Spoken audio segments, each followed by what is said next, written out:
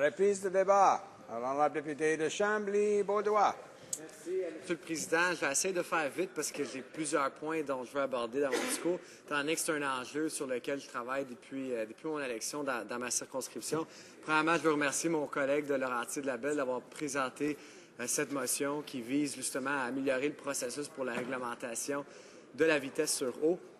Je vais commencer au début. En fait, Monsieur le Président, chez nous, ce qui arrive, c'est qu'on a une situation où est-ce qu'il y a plusieurs considérations à prendre. La première, c'est évidemment la question de la sécurité.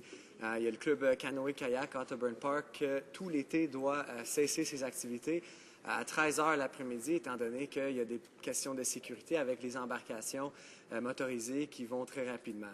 Et pour eux, c'est un enjeu qui les préoccupe beaucoup. Il y a aussi des considérations environnementales à prendre, évidemment. Je suis certain que plusieurs de mes collègues en ont fait mention, et c'est la réalité dans ma région également. Pour la rivière Richelieu, dans Chambly-Bordua, c'est bien sûr l'érosion des berges qui a lieu à cause de la vitesse excessive qu'on peut voir parfois. Et il y a aussi même des considérations qu'on pourrait dire économiques. On se retrouve dans une situation où est-ce que certaines installations, comme les quais, par exemple, se trouvent à être endommagées.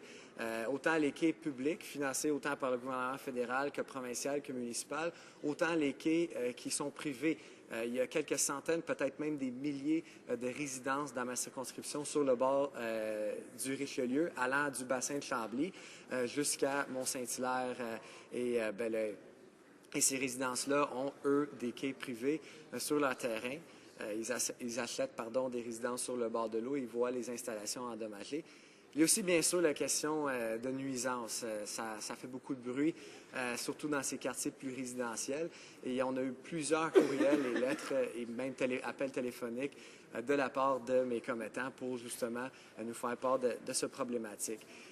Avec toutes ces considérations, Monsieur le Président, je pense qu'il y a une affaire très importante à souligner d'entrée de jeu. C'est quelque chose que je dis à mes commettants tout le temps quand je travaille sur cet enjeu. C'est qu'on cherche une situation pour le respect et le compromis pour tous. Je pense que c'est important de dire que moi-même, étant résident dans ma région, je profite également de ces embarcations-là. J'ai des amis qui font du wakeboard. Il n'y a rien de mieux d'arriver dans le Vieux-Belleuil sur un bateau, après avoir pris une petite bière avec des amis, puis aller aux différents restaurants, par exemple, comme le Joséphine et ces restaurants-là, ou le Janik, je cherchais le nom, pardon.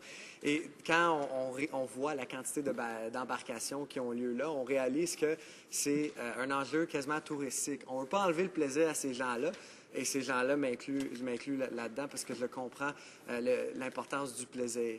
Mais je pense que quand on vit dans une communauté, on a une responsabilité de réaliser qu'on partage ces richesses naturelles-là, comme la rivière dans ce cas-ci. Et je pense que c'est une situation dont on veut trouver une solution amicale qui va convenir à tous. L'exemple que j'aime beaucoup donner quand j'en discute avec mes commettants, c'est de comparer ça à la vitesse sur l'autoroute. À l'heure actuelle, il y a des gens qui roulent à 200. On veut simplement avoir une limite de vitesse de 100. On ne veut pas qu'ils roulent lentement. On veut simplement que la vitesse correspond avec les enjeux de la rivière. Et dans cette même optique, Monsieur le Président, je peux m'expliquer davantage, on regarde à différents lieux le long de la rivière, on aimerait voir une vitesse qui convient pour les différents quartiers. Donc, par exemple, dans les endroits où il y a de fortes concentrations de résidences, on verrait peut-être une limite de vitesse différente que sur les sections de la rivière, où est-ce qu'il y a justement aucune résidence et c'est simplement l'autoroute qui passe le côté. Aussi, proche des quais, il y a beaucoup de bateaux qui décollent extrêmement rapidement des quais et ça cause beaucoup de dommages comparé à un bateau qui passe en plein milieu de la rivière. Alors ça, c'est un point très important à soumettre parce que je pense qu'on a une communauté où est-ce que tout le monde comprend les arguments des deux bords et on veut se rejoindre au milieu. Et c'est pour cette raison-là que j'ai pris l'engagement et je maintiens cet engagement-là d'un jour pouvoir avoir une limite de vitesse sur notre section de la rivière Richelieu. Mais dans cette optique, Monsieur le Président, j'aimerais parler un peu du processus actuel qui est au cœur de cette motion. Et c'est un processus très farfelu, très lourd pour les municipalités. Le processus de Transport Canada vise justement à avantager les municipalités qui ont peut-être des lacs avec 4-5 chalets autour et parce que c'est un processus de consultation. Et c'est facile de consulter les 4 propriétaires ou les 5 propriétaires de chalets autour d'un lac. C'est beaucoup plus difficile de consulter ou de faire une constatation jugée adéquate quand on a une rivière comme la nôtre. Après tout, c'est une rivière qui commence au lac Champlain et qui se termine à Québec. Alors, on se pose la question, les élus municipaux et moi, et on l'a posé à Transport Canada sans malheureusement de réponse satisfaisante, c'est est-ce qu'on est obligé de consulter les gens peut-être de Laval, par exemple, qui viennent chez nous avec leur bateau pour faire des embarcations? Est-ce qu'on est obligé de consulter les Américains qui viennent visiter chez nous? C'est une question auquel ils n'avaient pas la réponse et qui, selon moi, met la lumière sur les problèmes qu'on retrouve dans ce processus-là. On a tenu une rencontre il y a à peu près 1 an de ça. Avec les élus municipaux, on a invité les fonctionnaires de Transport Canada pour venir nous expliquer le processus, parce qu'il y avait plusieurs élus municipaux qui peinaient à trouver des réponses et des explications pour pouvoir justement entamer le processus. Et même ça a été plutôt difficile, Monsieur le Président. Je ne vais pas m'attaquer aux fonctionnaires qui font leur travail, mais je pense que c'est plutôt pas eux le problème, mais plutôt la réglementation qui met une bureaucratie sur ce processus-là qui n'est pas nécessaire et qui, à la fin de la journée, demande que des décisions soient prises par des gens qui ne viennent pas chez nous et qui ne comprennent malheureusement pas la réalité sur le terrain. À chaque été, Monsieur le Président, je peux vous garantir que sur l'Œil régional, à la une du L'Œil régional ou du Journal de Chambly, il va y avoir une photo d'un bateau qui part à une vitesse de fou avec, encore une fois, un titre qui dit « Les Cowboys sont de retour », par exemple, qui a été le titre qu'on a vu l'année passée, avec article après article qui parle d'un consensus qui existe chez nous, que tout en respectant les embarcations, qu'il faut aller dans la bonne direction pour pouvoir au moins assurer la protection de l'environnement, la sécurité de d'autres types d'embarcations comme les kayaks et les canots, mais aussi la protection des différentes installations, autant publiques que privées, les quais dans ce cas-ci.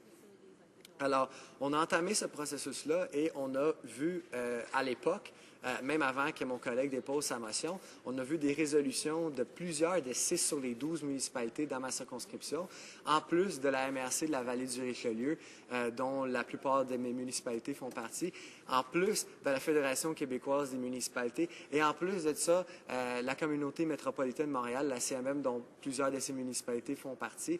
Et ces instances-là ont tous adopté des résolutions pour dire que ça prenait une limite de vitesse claire sur la rivière Richelieu, particulièrement dans notre secteur, mais tout le long, et je suis certain que j'ai des collègues voisins qui vont parler de leur situation dans leur circonscription ou qui l'ont déjà fait plutôt, parce qu'on est bien sûr à la fin de ce débat. Et on a aussi eu l'opportunité, Monsieur le Président, de rencontrer le président du syndicat du corps de police de Richelieu-Saint-Laurent qui dessert notre région, que eux aussi, et la Sûreté du Québec, qui ont eux aussi expliqué les problèmes du fait qu'ils ne sont pas capables de donner des amendes aux gens qui ont un comportement jugé dangereux sur la rivière. Ce qui n'est pas, soit dit en passant, Monsieur le Président, la majorité des gens. C'est une très, très, très petite minorité qu'on vise ici. Pour la motion, plus particulièrement, Monsieur le Président, de mon collègue, on a vu les villes de Saint-Basile-le-Grand, de McMasterville, de Mont-Saint-Hilaire, de Chambly, de Carignan, de Saint-Mathias-sur-Richelieu, tous adopté des résolutions dans ma circonscription en faveur de la motion de mon collègue de Laurentide-Lebel, qu'il est question aujourd'hui, M441. On a aussi vu l'organisme Covabar qui vise protéger le fleuve Saint-Laurent et la rivière Richelieu, qui eux aussi ont adopté pendant leur congrès une résolution appuyant la motion de mon collègue, organisme basé grandement, particulièrement concentré dans ma circonscription, devrais-je dire. On a aussi vu, finalement, Monsieur le Président, la MRC, encore une fois, je pense qu'ils sont 15, mais citez-moi pas là-dessus, mais toutes les municipalités qui composent la MRC de la Vallée du Richelieu, unanimement appuyé cette motion parce qu'ils reconnaissent qu'il y a un grave problème dans ce processus-là. On ne sait pas si les consultations seraient acceptées. Comme j'ai dit d'entrée de jeu, Monsieur le Président, on nous explique un processus de consultation, mais on ne peut pas savoir d'avance si on consulte des bonnes personnes ou si Transport Canada va juger cette consultation adéquate. Mais non seulement, Monsieur le Président, qu'on met tout ce fardeau-là administratif, mais on met aussi le fardeau financier Monsieur le Président, les municipalités doivent payer pour bien publiciser la consultation, que ça soit jugé, bien publicisé, encore une fois, sans critères clairs, et doivent bien sûr payer tous les autres frais qu'on peut voir pour une telle consultation. Alors, je termine, Monsieur le Président, en espérant que mon propre vécu dans ma circonscription va pousser mes collègues à appuyer la motion M441 de mon collègue, et je réitère mon engagement envers les gens de Chambly-Bordua, si ce n'est pas cette fois-ci, qu'un jour, on va finalement avoir notre limite de vitesse pour le bien de notre communauté. Merci beaucoup, Monsieur le Président.